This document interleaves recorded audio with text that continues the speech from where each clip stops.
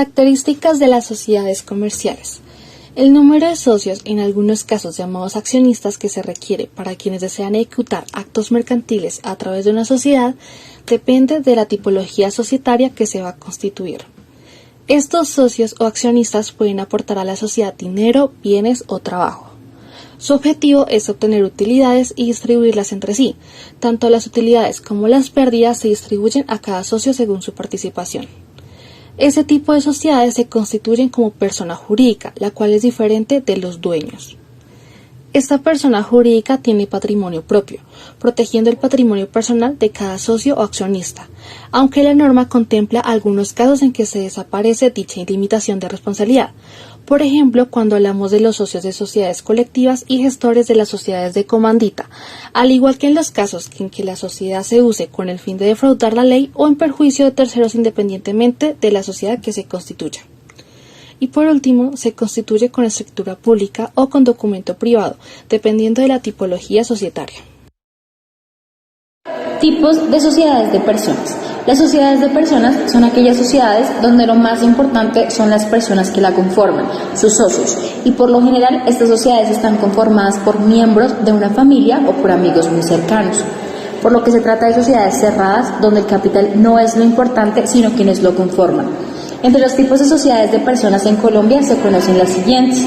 La primera, sociedad limitada; la segunda, sociedad colectiva; la tercera, sociedad en comandita simple; la cuarta, sociedad o empresa unipersonal. El capital de las sociedades de personas se divide en cuotas partes.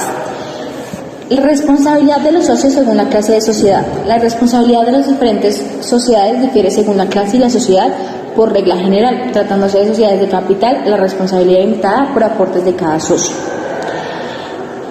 Para comprender mejor las clases y tipos de sociedades, presentamos las siguientes estructuras, que es la clase de sociedad, que puede ser de personas, de capital; los tipos de sociedad: anónimas, SAS, en comandita por acciones; de economía mixta, limitadas, colectivas, en comandita simple y unipersonales.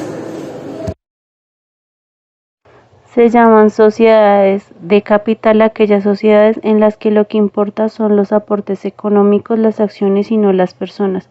Para este tipo de sociedades no importa en manos de quién están sus acciones, pues son impersonales. La sociedad de capital es una empresa con personalidad legal propia que fundan una o más personas para perseguir un objetivo mercantil. En su calidad de persona jurídica, una sociedad de capital responde ante posibles deudas únicamente con su propio patrimonio, es decir, la responsabilidad se limita a la propia sociedad, a las aportaciones como lo son acciones, capital social, y no a los bienes privativos de cada socio. En función de la forma jurídica de la sociedad de capital, la capacidad operativa de cada socio dentro de la misma también podría limitarse a su participación financiera. Tipos de sociedades. En las sociedades de capital podemos encontrar la sociedad anónima, que tiene un mínimo de 5 accionistas con responsabilidad limitada según su aporte. Sociedad de comandita por acciones, con mínimo 5 accionistas y un socio gestor o colectivo. Sociedad por acciones simplificada. Tiene 1 o más socios con responsabilidad limitada hasta el monto aportado. Sociedad de economía mixta. Son sociedades de economía mixta las que se constituyen con aportes estatales y de capital privado. En las sociedades de personas podemos encontrar sociedad colectiva. Con mínimo 2 socios, todos responden solidaria e ilimitadamente por las operaciones de la empresa.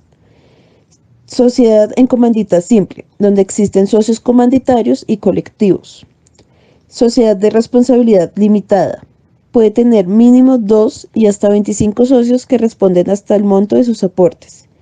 Empresa unipersonal. Se compone solo por una persona natural o jurídica y la responsabilidad se limita hasta el valor de los bienes de la sociedad.